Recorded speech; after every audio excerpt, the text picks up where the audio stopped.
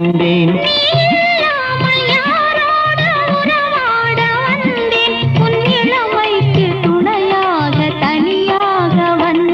நான் மலரோடு தனியாக ஏன் இங்கு நின்றேன் என் மகாராணி உன்னை காண ஓடோடி வந்தேன்